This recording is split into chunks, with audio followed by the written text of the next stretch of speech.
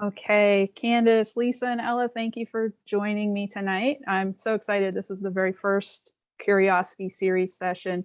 And the topic for tonight is, what if we told communities they didn't need to change a single thing about their place?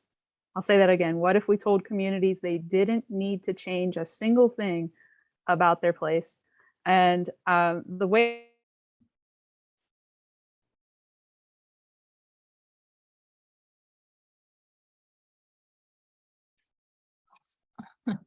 She's frozen. Yeah, that's what I saw too, frozen. Yeah.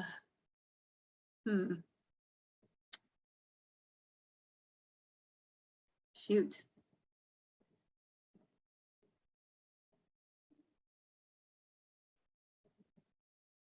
I wonder if she knows that she's frozen.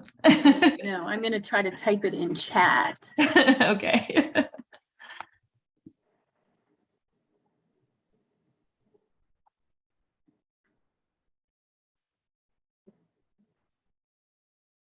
Oh, maybe she had to sign off and sign back in. There she is. Hello. Hi.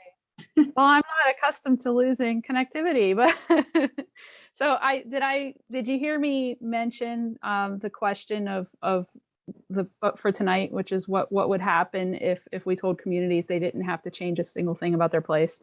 Okay, super. So that's the question that got me to hosting this series, and I think you all know that I've built my consulting practice on recommending changes to communities or improvements, or however you want to frame it. But there are always things that communities can do to affect change. But I started to wonder sometime recently, well, what if we told them they didn't need to change anything? And who are we to tell them to make changes? And I just thought I'd like to have a conversation about this with a group of people sometime without bringing into it any assumptions about what's good or bad, and just to approach it from a place of curiosity. So that's the point of tonight's conversation. That's the overall purpose of the series, is to just approach trails and communities and tourism from a place of curiosity, and just to see what we come up with when we do that. And so, yeah, that's the question on the table. And I just want to put it out there to the group. I mean, for some reason, this question caught your attention, and I'm curious to know what it was.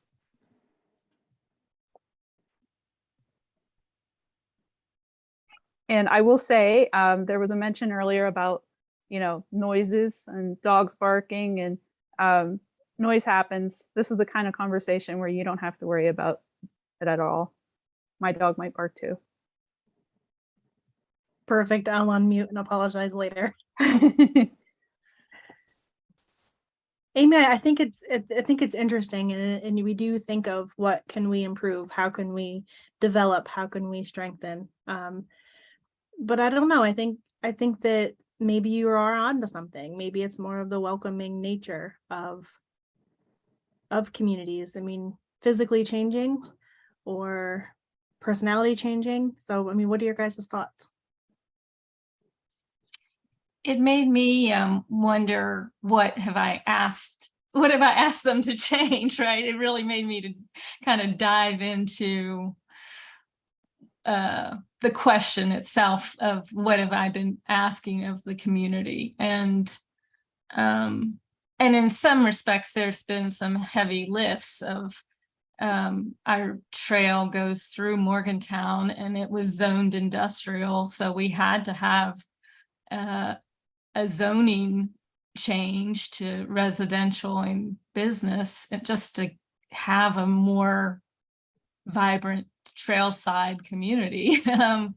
So that was probably a big ask on my part, or on the organization's part. I wasn't actually involved with that, but so I think, to some level, you are throwing out this idea of trails or parks or whatever, and wanting the people to embrace that vision. And that will probably automatically spark change if they do, right? Like, I think, did Amy disappear? She did. I think she got booted. Oh no. Oh no. Maybe put it on pause for a second. Maybe. what if we told, oh, maybe it was on, I don't know. I just got a little message recording process. Yeah, I heard it too. Is the question, can you go, so the question is, what if we told communities that they didn't have to change anything, but that we were building a trail, or that, like, I guess that I'm missing what, they don't have to change anything. So what's happening to the community? Are more cyclists going to be visiting the community, but we're just saying, yeah, there's going to be cyclists, but you don't have to change anything? Is that the premise of this conversation? Yeah, I think it wasn't even that specific, but I mean, obviously I come into communities, from a place of thinking about trails, thinking about outdoor recreation and tourism, and I think we just instinctively are typically thinking about ways to make improvements. And, I think sometimes that's driven by wanting to be more visitor friendly or visitor ready, which, obviously I understand that. I think we all want to be visitor friendly, or most of us do. So I want to back up a little bit here, and say that, I think what this is a conversation about authenticity, and whether communities need to make any changes, in particular, whenever we're thinking about tourism and, welcoming other people in. Do communities need to make changes, or is it a valid thing for a community to be just the way it is? So I wanted to, I guess, jump back in on that I kind of touched upon, like, having to dig into what I have asked the community, our trail town communities along the rail trail. And I guess I've witnessed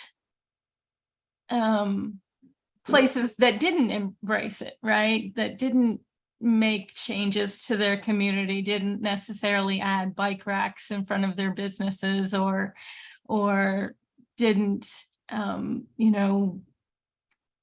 change, sections of their town to be more connected. And so, and then there's other spaces that did, right? And I don't know that I would say one is more authentic or less authentic than the other, and I don't necessarily think that one, one is necessarily like putting a value on it being good or bad, it's just that it's in our world, I guess, or my world. I would hope that it would help the community also bring that to the residents, like so many of the things that we do for visitor services are also making it more of a livable place for people to get healthy and to connect to the outdoors and all those other things. So, but the question of authenticity, I don't know whether it really, I think change happens, and in people either make the change to kind of embrace a trail identity or an outdoor identity, and some don't, and that's just the way the world works, I guess. There's a great video about a mountain bike trail system in the Yukon, and like the guy, one of the local guys working on it, said, change is going to happen whether you want it to or not, and it's going to roll right over you if you're not ready, or something like that. It's going to happen. Yeah. But I like what you say, Ella, about maybe not attaching value to it. Is it good or is it bad? That's I think we bring a lot of opinions to these kinds of conversations, and I appreciate hearing that. But Lisa, did we answer your basic question about the premise? Yes. Mm-hmm. Yeah. I'd like to add too that maybe the word change is intimidating to people, locals, the residents of the community. That, when you're looking at being trail friendly, and we just launched a bike friendly business program, and really the physical changes would be, a bike rack repair station, or a bike, or a bike rack or a repair station. But really, we're just asking communities to make sure that they have the knowledge about what's in their community. So really, it's not physically changing something. It's more about just being willing to share it and being welcoming. Mm-hmm. And just knowing those resources. Yeah, that's great. I mean, that fits with what you talked about the gravel routes and creating routes. You with that, you're not actually adding anything, but you're just presenting it differently. You're making your resources available. Yeah, and what's there is already there. We didn't create a trail anywhere. We're just going by what's already in the communities. So we're starting loops at the beginning, starting and ending in a community where there are already amenities. We just need the welcoming faces to be accommodating. Yeah, but that's a change too, right? I mean, that's a change of attitude. So I started. Go ahead, Ella. So I started thinking about, so if you're thinking about authentic, and this is kind of weirdly placing value on it, but like what is unique or special about your town or your places. I've had this bit of a struggle with some of the hotel chains that are on the trails, and them having like these set national policies or whatever corporate policy of not wanting to put trail maps or anything that would clutter their areas. Like every place has to look the same when you enter a Marriott or or whatever. So, it's funny. Like I think that those box corporate things that you're going to find in every town have the opportunity to make their one spot a little different by offering out here's what you can see or do in the area to guests, right? And this battle of like, well, we can't, we have to go with the national standard of what it should look like and what it should be, and I'm trying to like just say that it's funny how the thing that is kind of the asset there is kind of working against me in a way of trying to make those connections to how our town is different with this trail here, and them wanting you to feel like you're in a anywhere place in a national chain, and you're going to get this kind of standard of care and look to whatever you're entering, so there's like this weird conflict there, I think, and I think it has a little bit to do with the question of what I would like to see change, but they don't want it. I have no power in it, right? But anyway, that was kind of a little bit off topic, maybe, or going down a different road, I guess. But well, I don't know. It's like it works both ways, I guess. I mean, I come at this conversation thinking about the mom and pops places and local people not wanting change, but sometimes you have corporations like you're talking about that you have to get them to, or you want to get them to change in a certain way to meet the standards of your community. Yeah, I'm sure Main Street programs have often had those kind of battles with corporate, like you want your town or your spaces to be uniquely that, the town. and then having them try to fit into a historic district or a Main Street program is a challenge, you know. But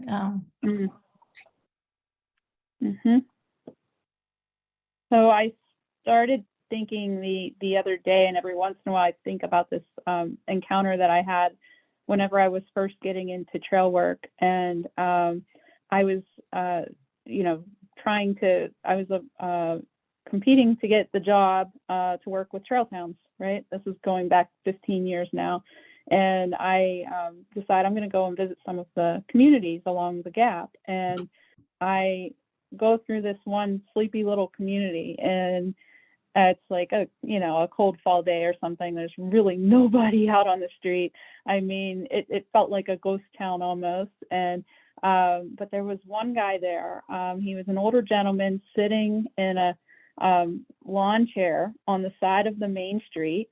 And I go down the street in my car, and he waves and I wave. And then I go about looking around town and everything. And on my way back, half an hour later, he's there and he waves and I wave.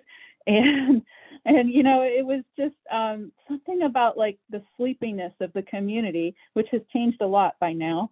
I've been thinking about that lately, and I've been thinking about that guy sitting there, and just how sometimes people like their community just the way it is, and aren't really looking for change. And Candace, even whenever I worked with you recently, you know, one of the things that came up in that workshop was, you know, people, you know, liking the rural life, right? And I get it. I understand they moved to rural areas because that's what they were looking for. And you know, this gets back into that idea of change in communities, and do we encourage it? Who encourages it? So I just want to throw that mess of a sentence or jumble of a sentence out there, see if it brings up anything for anyone here. That's true, Amy. It's there are certain communities, and but I would say every community has a percentage of the population who doesn't want to see change, which is why I think sometimes we try to get away from the word economic development and go towards more of the economic vitality, rather than developing. But there are some people who are just, they love the quiet life.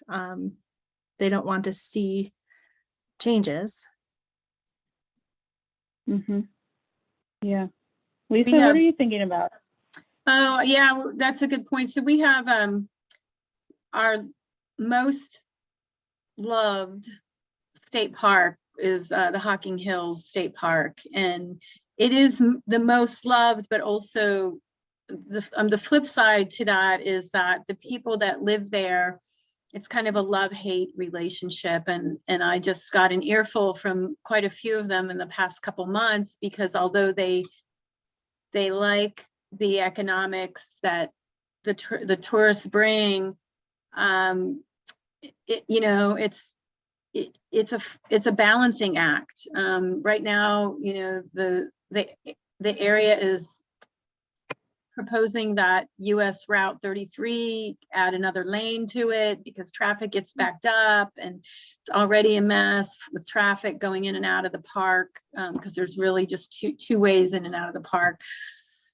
And yeah, I mean, it's a balancing act, and if you had to probably go back, you know, I think that park is probably about 60, 70 years old now, and put a pause on any change that, I mean, the change was coming anyway. And so really any community that says, well, we don't want to change at all. I mean, I when you mentioned that video, I mean, I feel like, well, there are changes that are going to happen to this area no matter what, that are out of your control.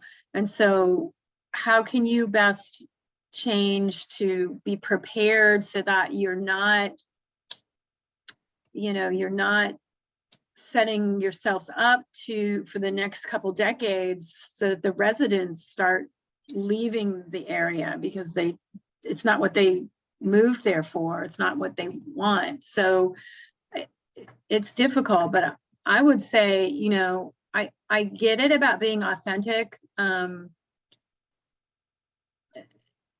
But at the same time, these communities, they have to do something, roll with the changes. I don't know what the term is, but I think the more they resist, then you get into all sorts of, intangibles that make them not a welcoming community. I don't know. This is a tough question. That's why I haven't really been putting a lot of vocalization to what I'm thinking, because it's a tough question for me, because I don't know how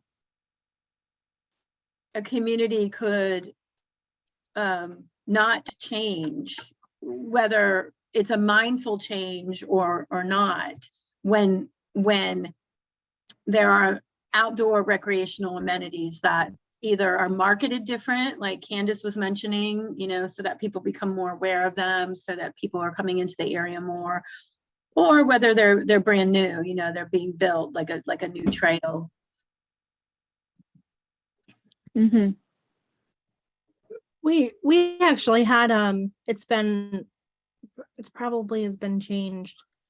I don't know, probably, I would say probably at least 10 years ago, but we had a visitor bureau who their tagline was untouched, untamed, unspoiled. And that was the tagline of the visitor bureau for the whole county. Wow. That reminds me of I mentioned this at a like tourism, a CVB workshop, that so many of the taglines these days that I'm seeing with outdoors are like, I don't remember whether this was Nebraska or not, but it was like, Nebraska, it's not for everyone. Or there's one that's like Iowa, someplace nowhere, or something like that, where they're trying to market the fact that people aren't, it's not forever, it's not the place is going to be crowded, so come here, and yeah, it's almost like filtering out the people that they don't want, that might be, I don't know, looking more for like an amusement park style of experience, which a lot of people, they call Hocking Hills the Disney World of Ohio, because they're, I won't go into it, but for most outdoor lovers, it's beautiful, but it's definitely not untouched. It's well loved, and it shows it. People running off trail, disturbing and destroying some of the beautiful nature of the area. And it's just hard to control that. But those are interesting taglines, huh?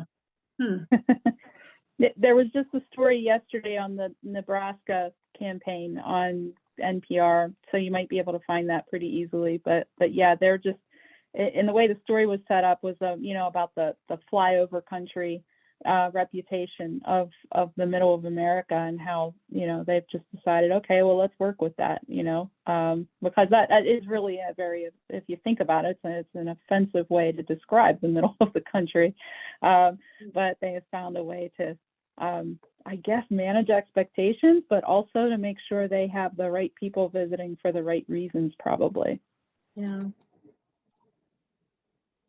So, when I started with this question, I thought, okay, I don't know, in a way it's a silly question, right? But it's a real question also, but I'm just imagining if I went to some community and for consulting purposes and said, you don't have to change anything at all. Authenticity is good, and this is the way your community is, and you can just stay the way you are, and people will either like it or they won't. But there are costs to that approach, right? I think I heard you saying, Lisa, that I think you all have said it in some way, that the change is going to happen with or without your community level planning. So you might as well plan for it. So just to sort of get to the answer of the silly question, I think one of the answers is, if you advise communities they don't need to change anything at all, that there probably would be some costs, and those costs would be economic. But I don't think that's all. I don't think it's just economic. What else? Stagnancy. Well, I think, I thrown out a question today to people as I'm writing these grants about how do we measure success? And I think that was still a question that we're talking about with this too, of whether the towns embrace the trail, and often that's, your success is how many people can you get on them. You do counts and you can find how many people are now using it and have embraced it.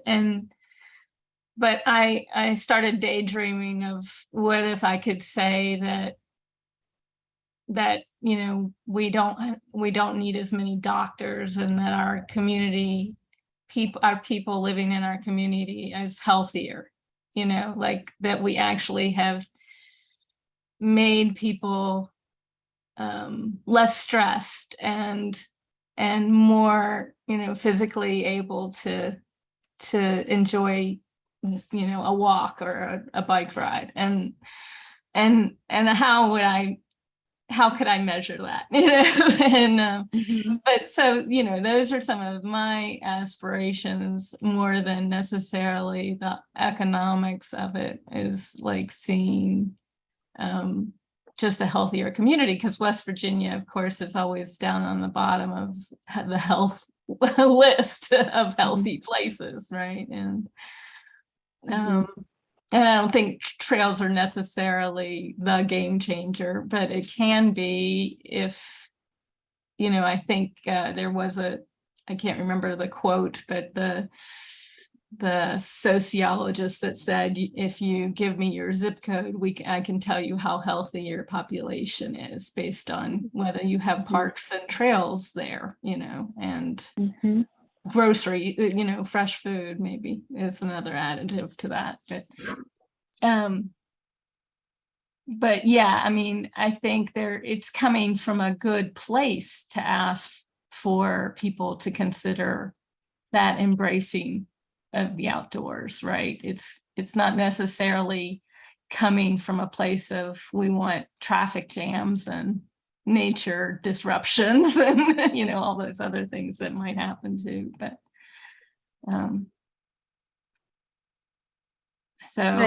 Yeah. I read Go a ahead. quote earlier this week that said, improving your community will attract more visitors, but attracting more visitors will not improve your community. Yeah. You follow Revitalize or Die, don't you? I sure do. Yeah, Jeff's one of our he's a heart and soul coach as well. Yeah. Yeah.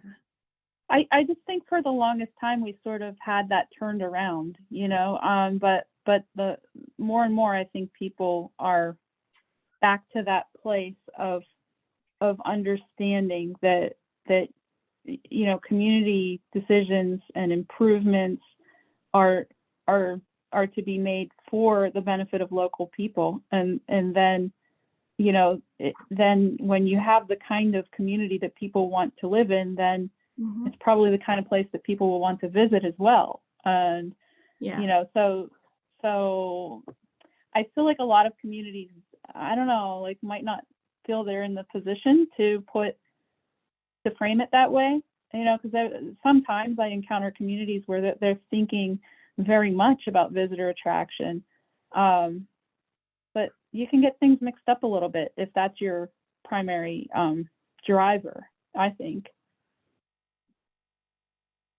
To me, it's better when that's added benefit. Yeah, I agree. I think that we often, as our organization does a ton of marketing, to bring people to the region, and we also have our heritage communities, and we've learned a lot with some of the programming that we do, that it's, putting the residents first, their needs first, and just giving them a lot of that, civic pride in themselves. And, we see these things kind of rolling onto the visitors and snowballing, down. But yeah, I think we often forget about the residents of the community, and we look more towards the visitors, but needing to have a good mixture of both is really important. Mm-hmm. So bless you. I'm just thinking about, I just have like this phrase in my head about change from within, and getting back to the idea of community change. And, I think it comes down to motivation for change. Why is a community seeking any kind of change or improvement? And is it internally driven? You can have outside forces. I mean, Candace, you work across the entire state of Pennsylvania. You're an outside force to some of those communities. So you can have outside voices and support and collaboration, but I think the motivation needs to come from within. Agreed. So where are we? So where are we as we start to wind down on the question? What if we told communities they didn't have to change anything at all? Are we ready to attach value to it? Are we ready to take a stand? I don't know. I do every day, right? I put on that, warrior outfit, and I do it every day. But I don't know that and one of your earlier questions was, who are we to say that? And so like, I also realized that I'm not necessarily sparking any change, because I don't necessarily have the power to make that happen all on our own, insistence. So. Not entirely, but you are a local resident, so you are a part of the community, right? Right. Yes. I mean, Yeah. Yes, to some levels. Like I said, I've watched towns make changes, and I've watched them not make changes. So, and I don't necessarily think that I put more effort into one than the other. It just the way that works. Yeah. When you say you don't put more effort into one than the other, what do you mean by that? Do you mean as a visitor, or as somebody who's hoping for improvements along your corridor, or what? Yeah, as someone who is advocating for kind of those trail town assets, I guess. I've watched some of, like, even if you look at Morgantown as a city, some areas of it have been revitalized, and others are still the kind of industrial blight of abandoned industry. I look at some towns that all businesses have pretty much gone from the community, as well as their schools, and there's now a trail going through them, and we haven't witnessed this transformative moment for them. I just recently, I had been pushing out like a lot of social media posts about this grocery store in Pennsylvania, at Point Marion, which is at the far end and links to our trail system. And they had this ice cream bar that was amazing. And I thought, oh, I can really make some difference and help them, get this be a destination for trail users.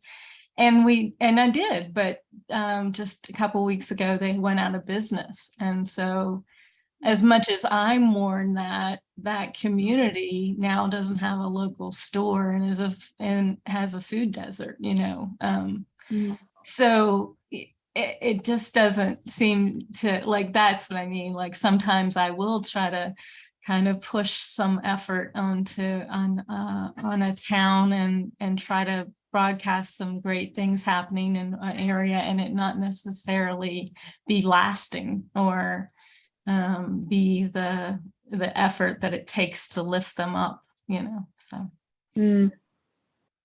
Yeah, that's really, I find that to be true for myself as well. And it's good not to get too personally attached to that, probably, which it sounds like you haven't, because some people are ready for it, some people aren't, some people have different, visions for their communities. You might be able to see something really clearly and they just, they don't, or they see it differently. And, at the end of the day, I could throw out 100 ideas and somebody local has to, grab onto it and make it their own, for it to last. And even better than that is for them to have their own idea, even better. There was I don't know if you caught the quote that I shared the other day about the rubber tomahawks and the brown socks, but Dan Schilling writes, his book Civic Tourism, is really an influential one to me, and he made that reference to there being boutique towns where you can buy a rubber tomahawk but not a pair of brown socks, and people always are doing what you're doing, Lisa, like they're like, yep, I get it. Anyway, one of the things that he talks about in that book is just, about listening to dissent. And, I always wonder what happens when your community is split, whenever some people want this change and some people don't. And that's where the work gets really hard, I think. But anyway, so I think we were sort of starting to go around with maybe last thoughts on, I had put that question out there. So Candace and Lisa, anything you want to share about the central question? Yeah, so I just had the opportunity to travel up to a small town a couple weeks ago, and it was one of those days. It was my birthday, and so we took like a leisurely, like we didn't have to be anywhere at a certain time. Oh, I just love these days. And so we stopped at a few small towns along the way. It was like a 2-hour car ride, but we stopped along the way. We had lunch at a little diner, and then we went to 2 little antique types of stores. And we are noticing that there are several stores that we've been in recently, and it's almost like they're owned by a company that infuses these little spaces with the same product. So it's like cute. I mean, there's nothing wrong with it, but we expected to go into an antique store that had, all sorts of different things, but instead they have like, the cute little pumpkin things, and they have little birdhouses, and they have, and we're like, this is the same stuff. And so we're wondering what their business model is.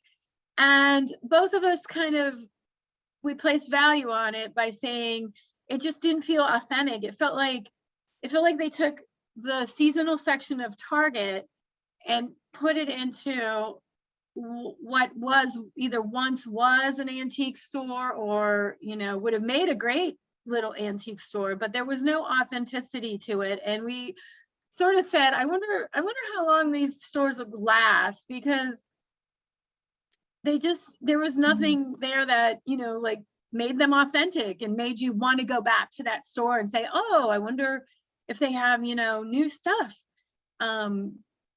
So it kind of just reminded me of this whole authentic discussion about, and then Ella, your mention of the business going out, and we didn't want these businesses to go out because they're cute and the owners were really nice, but they've just got to change their business model, I think, to be a little more authentic and to bring people back and not say, well, what's the difference between this and Target? So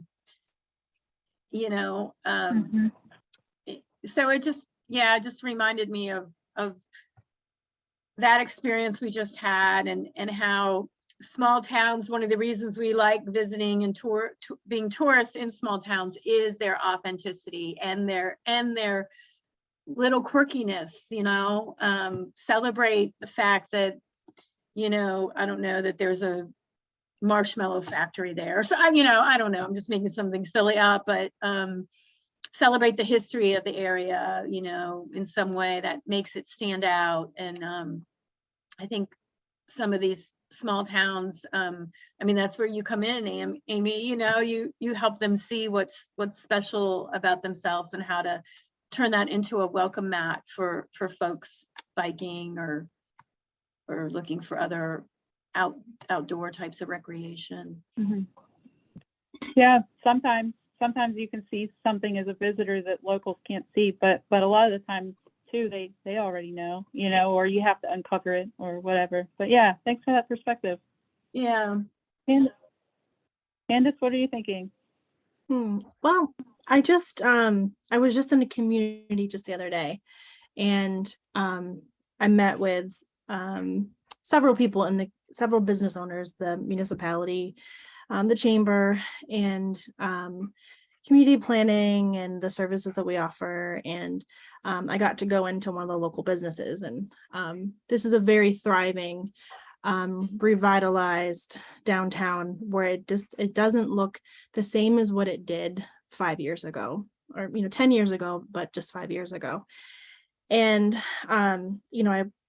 I took a chance. I thought, well, maybe this business owner will be in. I just want to stop and say hi, because he's opening up a couple new businesses in a couple different towns, and he's a really, really cool individual. So I had stopped in, and he said, yeah, I don't understand. I just have these lodging places and they're full, and there's so many people that want to come here. Why does everybody want to come to this community? Why do people want to come here? I just can't get over it, how full we are. Like we I'm not complaining, but we're so full. And I said, well, didn't you just come back from vacation? And he said, yeah. So where did you go? He goes, well, I just came back from West Virginia. And I said, okay, so well, what did you like about West Virginia? The place that you went, and I think he actually went down for side-by-side riding, but he had said, well, the people. I said, okay, well, what else do you like about where you went on vacation? He said, well, the food. I said, okay.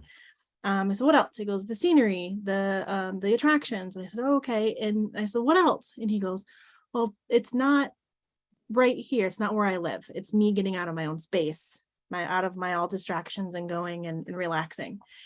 And I said, well, that's the exact same reason that people come right here to your hometown, for all those same exact reasons. And then I followed up where just the other day I looked, and he had posted a picture of what his business had looked like previous to and what it is now. And like, it's a completely different establishment than what it was. And so, yeah, you can think about the change. And what if you told a community that you didn't have to change, but then take a picture of it right now. So, that picture really spoke a lot of words, because had that picture been the same of what it was 5 years ago, that's where it would still be. That's what I have. So. Yay, that's so inspiring. Thank you. So I guess the last thing I want to say is that communities don't need to make a choice between authenticity and change. Not at all. First of all, there are people that will argue there isn't even such a thing as authenticity, because our communities have just been remaking themselves for years and years. But I think authenticity goes so much deeper than a lot of the kinds of changes that we're thinking about. I think all four of us are change makers in one form or another, and the kinds of things we're talking about and working on are not the kinds of things that will, I think, put your community authenticity at risk. That's just my take on it. It's not a choice between one or the other. But we do at the community level have to, find ways to hang on to, what makes our places special, and to hang on to that through change. So with that being said, we are pushing up against 8 o'clock. I really am grateful to you for coming and being a part of this conversation, and for sticking with it even as I dropped off the call. Thank you, thank you, thank you. I hope you can join, some of the future sessions. Next week, we're talking about community naysayers, trail naysayers, and the question is, do we respect them, and should we? So I hope you can join us for that. And I'm having trouble launching my poll, so but I want to keep my promise to you. I want to allow you to decide whether you want this conversation to be shared with others. So I will follow up with you later with an anonymous poll. And in the meantime, I will just say thank you, and I hope to see you next time. Thank you, Amy. Nice to meet you, ladies. Ellen, Yeah, Letha. nice to meet you. I'm coming to All right. Ohio and Virginia. Yeah, you heard my Yeah. cat. You heard my cat, and none of your dogs barked. How has that happened? I he was was so nudging impressed me. by the dog's behavior, and my cat was yowling. Well, he was nudging me, so I had to shoo him away. Yeah. Oh, that's great. All right. Have a Good night, nice night. everybody. Thank you all. See ya. Bye-bye. Bye.